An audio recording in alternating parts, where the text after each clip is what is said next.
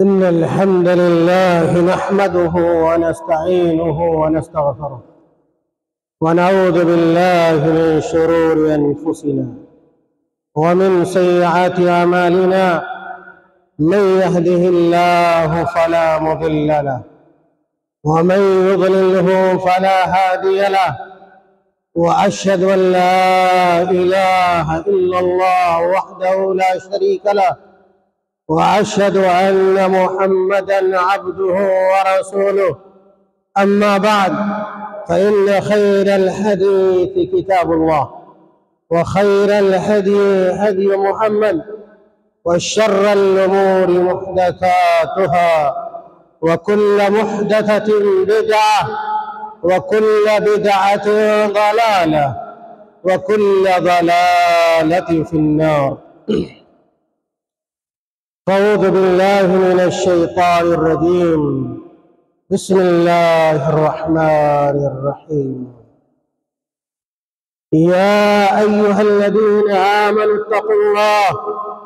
حق تقاته ولا تموتن إلا وأنتم مسلمون.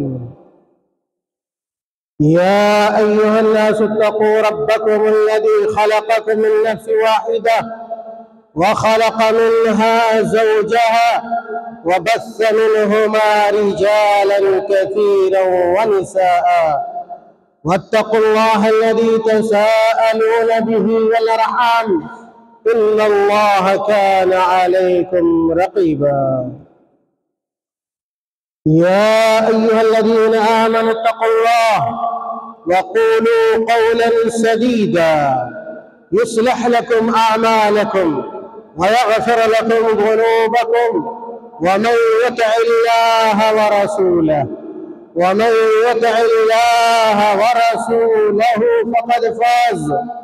فقد فاز فوزا عظيما.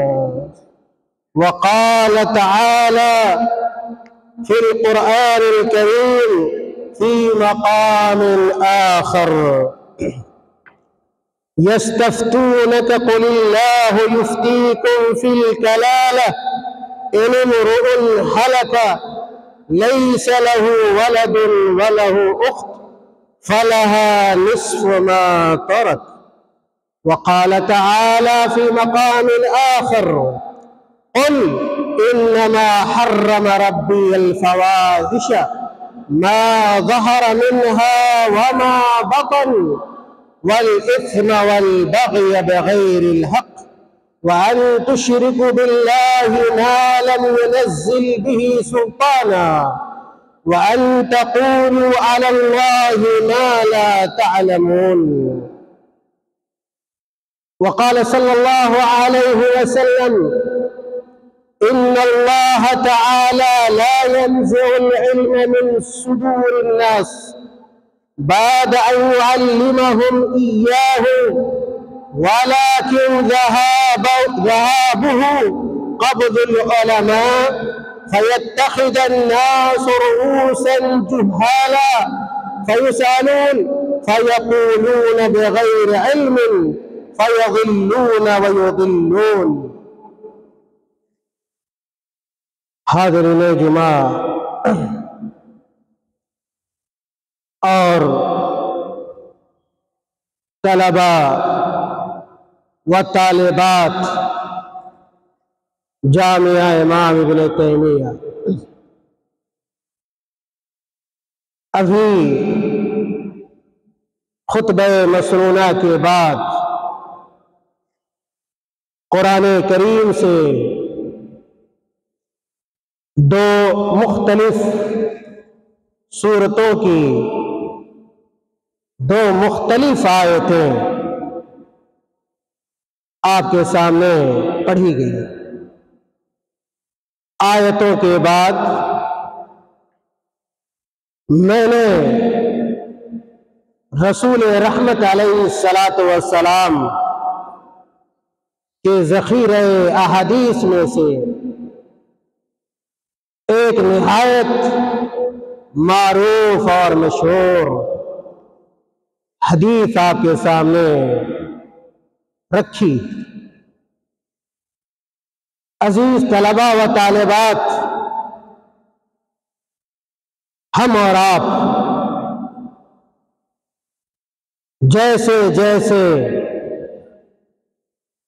قیامت سے قریب ہوتے جا رہے ہیں، ویسے ویسے دینی اعتبار سے اور دنیاوی اعتبار سے بہت ساری آزمائشوں اور فتنوں کا ہمیں سامنا کرنا پڑ رہا ہے، اور ایک مسلمان کے لیے یہ سب سے بڑی آزمائش ہے اور سب سے بڑا یہ فتنہ ہے کہ وہ ایسی آزمائش میں مبتلا ہو جائے، ایسی آزمائش میں وہ گرفتار ہو جائے جس کا تعلق دین سے، جس کا تعلق شریعت سے ہو، جس کا تعلق شریعت کے احکام سے ہو۔ اس لیے عزیز طلباء و طالبات، اس پر فتن دور میں آپ کی ذمہ داریاں بڑھ جاتی ہیں کہ آپ شریعت کے علم کو پوری محنت کے ساتھ اور پوری امانت کے ساتھ اور پورے شوق کے ساتھ اور لگن کے ساتھ حاصل کریں، اس لیے کہ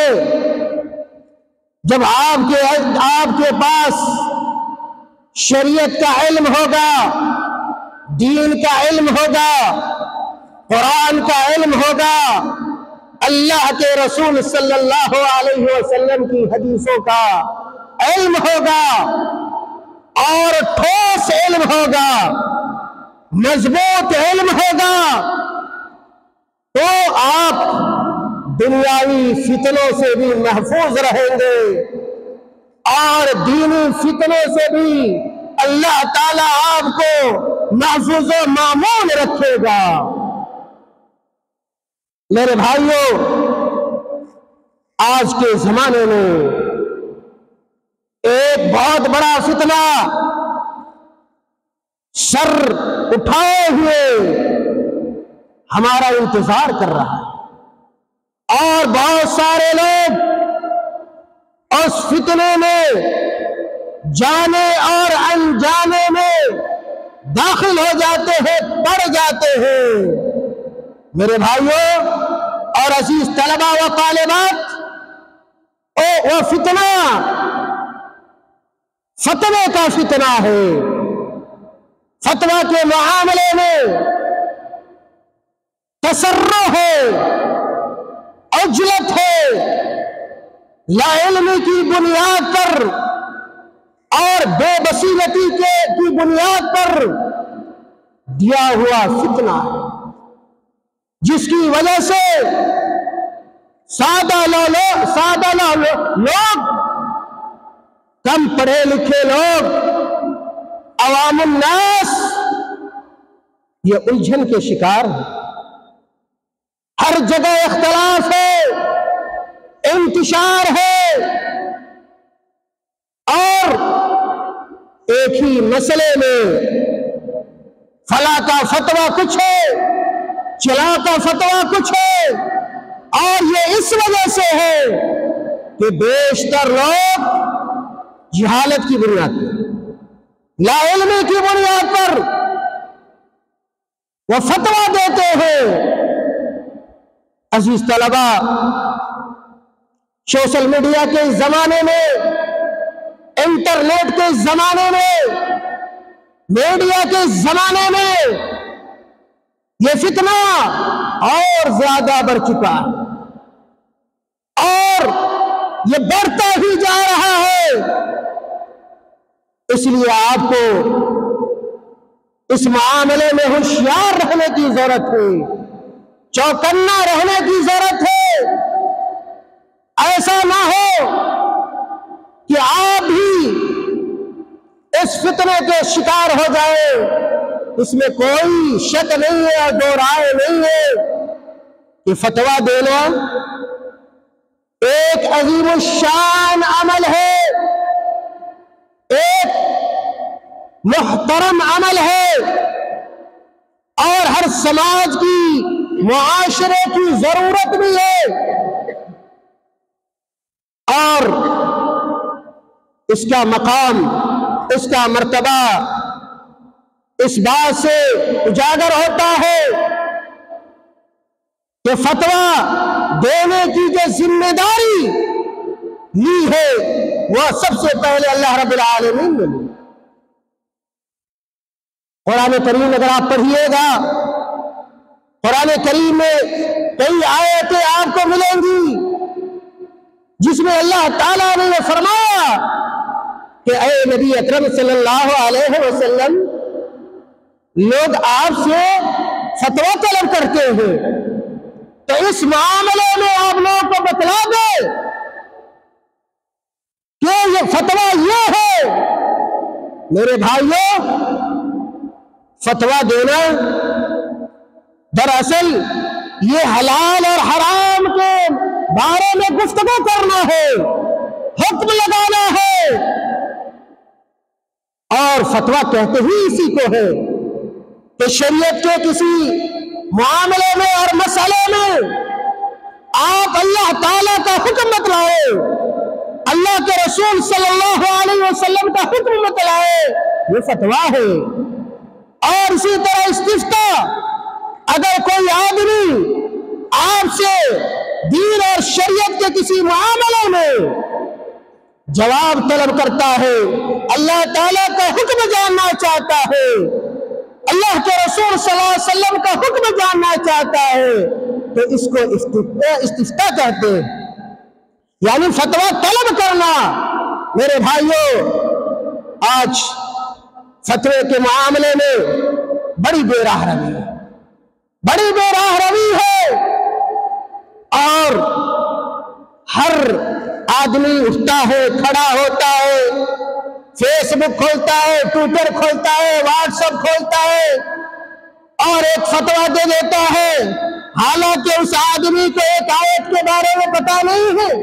ایک حدیث کے بارے میں پتہ نہیں ہے، لیکن فتویٰ دینے میں سب سے آگے ہے۔ اور اس معاملے میں طلبۃ العلم ہی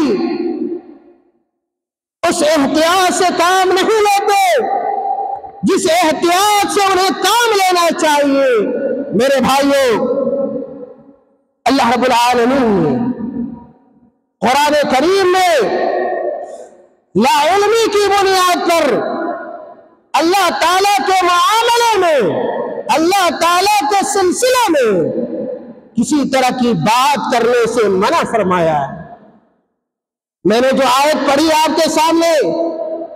اللہ تعالیٰ نے اس آیت کے اخیر میں کہا کہ وَأَن تَقُولُوا عَلَى اللَّهِ مَا لَا تَعْلَمُونَ، بلکہ اللہ تعالیٰ نے لا علم کی بنیاد پر دین کے معاملے میں گفتگو کرنے کو، دین کے بارے میں کوئی بات کہنے کو یا فتویٰ دینے کو اللہ تعالیٰ نے شرک سے بڑا گناہ قرار دیا، شرک سے بڑا گناہ قرار دیا۔ اور اللہ کے نبی صلی اللہ علیہ وسلم نے کہا کہ ایک زمانہ آئے گا، ایک دور آئے گا، اور قیامت کے قریب یہ دور آئے گا، اور وہ دور یہ ہوگا کہ علم اس دنیا سے اٹھا لیا جائے، اس دنیا سے علم اٹھ جائے گا۔ اور علم کیسے اٹھے گا، علم کیسے چلا جائے گا، رخصت ہو جائے گا۔ اللہ کے نبی صلی اللہ علیہ وسلم نے کہا کہ لا ينزع العلم من صدور الناس بعد ان يعلمهم اياه، کہ علم ایسے اچانک نہیں ختم ہو جائے گا، اٹھ نہیں جائے گا کہ لوگوں کے سینے سے علم کو نکال لیا جائے گا، کھینچ لیا جائے گا، ایسا نہیں ہوگا، بلکہ علم اس طرح اس دنیا سے رخصت ہوگا۔ ولیکن ذهابه قبض العلماء، علم اس طرح رخصت ہوگا کہ جو علماء ربانیین ہوں گے، جو حقیقی علماء ہوں گے اور راسخین علماء ہوں گے، جن کے اندر یہ صلاحیت ہوگی، یہ قابلیت ہوگی، یہ لیاقت ہوگی کہ وہ لوگ کو فتویٰ دے سکے اور دین اور شریعت کی صحیح باتیں بتلا سکے، حق باتیں بتلا سکے، ایسے علماء دنیا سے رخصت ہو جائیں گے، ایسے علماء دنیا سے چلے جائیں گے۔ نتیجہ کیا ہوگا؟ فَيَتَّخِذَ النَّاسُ رُؤُوسًا جُهَالًا، کہ لوگ اپنا پیشوا، لوگ اپنا مقتدا، لوگ اپنا سردار جاہلوں کو بنائیں۔ آج دیکھیے نا، ایک سے بڑھ کر ایک جاہل ہے، اور وہ مفتی بنا ہوا ہے، وہ قاضی بنا ہوا ہے، وہ واٹس ایپ کا قاضی ہے، وہ فیس بک کا قاضی ہے، وہ یوٹیوب کا قاضی ہے، وہ ٹویٹر کا قاضی ہے۔ یاد رکھیے میرے عزیزوں، یہ جہلا اور ایسے لوگوں کی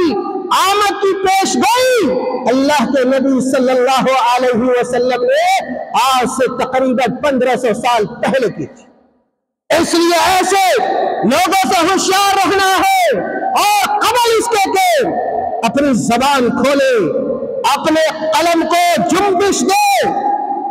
آپ کو سوچنا چاہیے کہ دین کے جس معاملے میں آپ گفتگو کرنے جا رہے ہیں، آپ اپنا قلم چلانے جا رہے ہیں، آپ کسی کو فتویٰ دینے جا رہے ہیں، اس مسئلے کے بارے میں، شریعت کے اس حکم کے بارے میں صحیح معرفت آپ کو حاصل ہے یا نہیں ہے؟ قبل اس کے کہ آپ کوئی فتویٰ دے 1000 مرتبہ سوچیے، 100 مرتبہ سوچیے۔ علماء کرام جو ہم سے پہلے گزر گئے اور آج بھی ایسے علماء راسخین اس دنیا کے اندر موجود ہیں کہ جن کے پاس اگر کوئی استفتاء آتا ہے، ان سے کوئی اگر فتویٰ طلب کیا جاتا ہے، غور کرتے ہیں، سوچتے ہیں، اور اگر 1 مہینہ سوچنے کی ضرورت ہوتی ہے، 1 مہینہ سوچتے ہیں، اس کے ہر پہلو پر غور کرتے ہیں، اور اس کے بعد وہ فتویٰ دیتے ہیں۔ اور یہی بات سعودی عرب کے ایک مشہور مفتی شیخ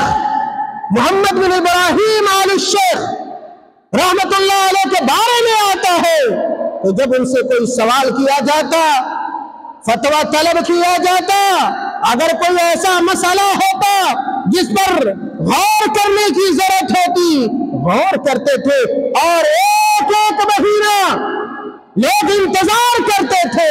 تب جا کر شیخ رحمہ اللہ فتویٰ دیا کرتے تھے۔ میرے بھائیوں، اللہ کے نبی صلی اللہ علیہ وسلم نے کہا قرب قیامت جب علماء حقیقی دنیا سے رخصت ہو جائیں گے، لوگ اپنا امام، لوگ اپنا پیشوا، لوگ اپنا مقتدا، لوگ اپنا مفتی جاہلوں کو بنائیں، اور پھر وہ جاہل کیا کرے گا؟ اس جاہل سے لوگ سوال کریں گے، اس سے پوچھا جائے گا، فَيَقُولُونَ بِغَيْرِ عِلْمٍ، جہالت کی بنیاد پر، جہالت کی بنیاد پر وہ مفتی فتویٰ دے گا، فَيَضِلُّونَ، تو وہ خود گمراہ ہوگا، اور ایسے جہلا مفتی دوسروں کو بھی گمراہ کر دیں گے۔ میرے بھائیوں، اس لیے اگر کوئی ایسا معاشرہ ہے جو اسلامی معاشرہ ہے، ایسا ملک ہے جو اسلامی ملک ہے، تو اس کے سردار کی اور اس کے حاکم کی یہ ذمہ داری بنتی ہے۔ امام خطیب بغدادی رحمت اللہ علیہ نے اپنی مایہ ناز کتاب، شہر آفاق کتاب الفقی والمتفقہ کے اندر لکھا ہے کہ وَالطَّرِيقُ لِلْإِيمَانِ إِلَى مَعْرِفَةِ حَالِ مَنْ يُرِيدُ نَسْبَهُ لِلْفَتْوَى، کہ امام کے لیے ضروری ہے اور حاکم وقت کے لیے ضروری ہے، حاکم ملک کے لیے ضروری ہے کہ جس آدمی کو وہ بطور مفتی مقرر کرنا چاہتا ہے، اس آدمی کے بارے میں لوگوں سے پوچھے، أَنْ يَسْأَلَ عَنْهُ أَهْلَ الْعِلْمِ، اور کس سے پوچھے؟ علماء طبقہ سے پوچھے، اہل علم سے پوچھے، اس بارے میں فی دقت ہی کہ یہ جو عالم ہے یا جس عالم کو مفتی مقرر کرنا چاہ رہا ہے، کیا اس کے اندر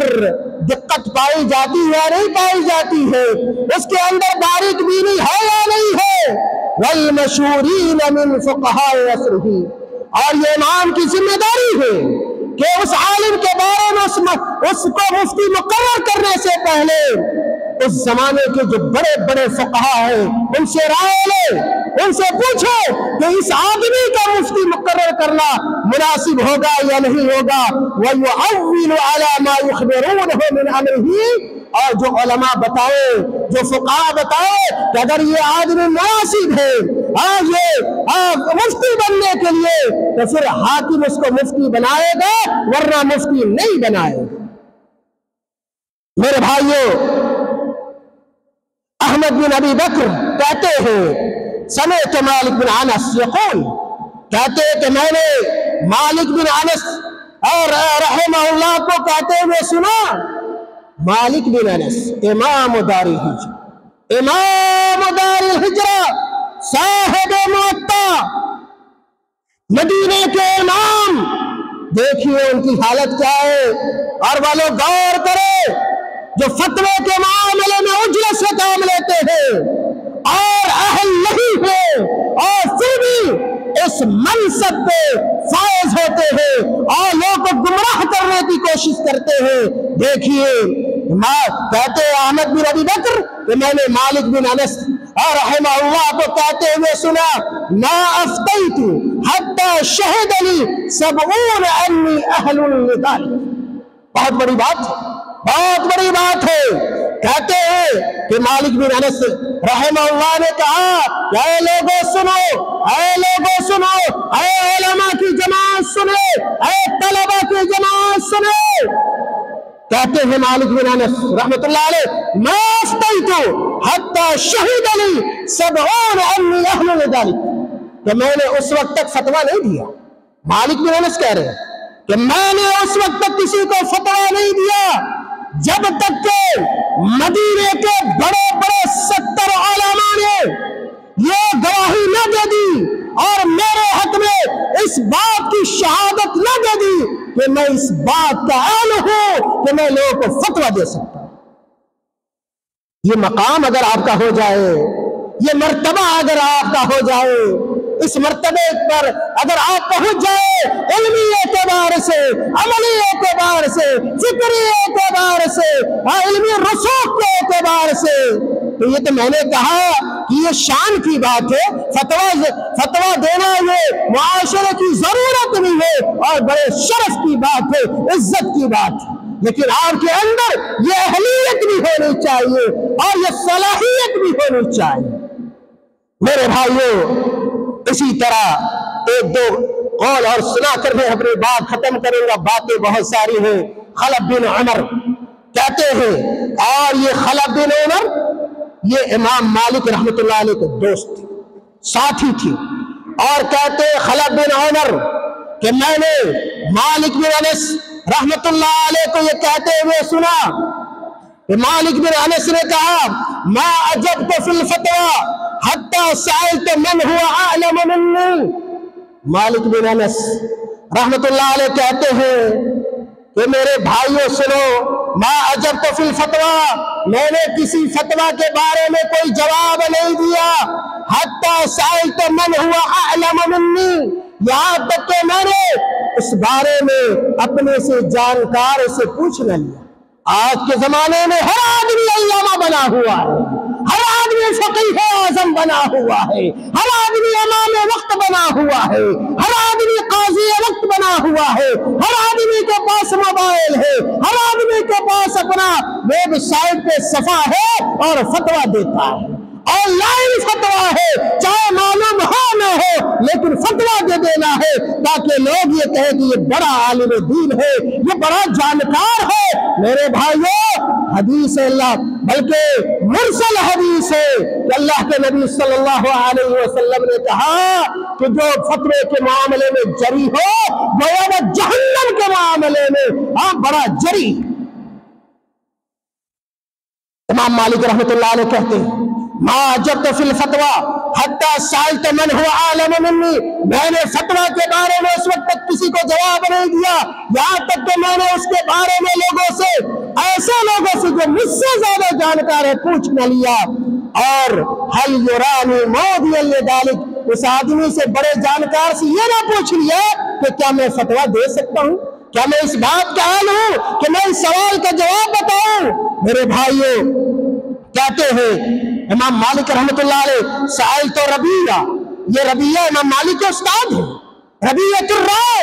کہتے ہیں امام مالک کہ میں نے اپنے بارے میں پوچھا اپنے استاد کے پاس جا کر، ربیعۃ الرائے کے بارے کے پاس جا کر کیا میں فتویٰ دے سکتا ہوں۔ امام مالک کہتے ہیں وسألت یحییٰ بن سعید، میں یحییٰ بن سعید کے پاس گیا، ان سے پوچھا کہ کیا میں فتویٰ دے سکتا ہوں، فأمرانی بذلک، ان دونوں بڑے بڑے علماء نے کہا کہ ہاں آپ فتویٰ دے سکتے ہیں۔ فقلت لہ، ان کے دوست کہتے ہیں، ساتھی کہتے ہیں، خلف بن عمر کہتے ہیں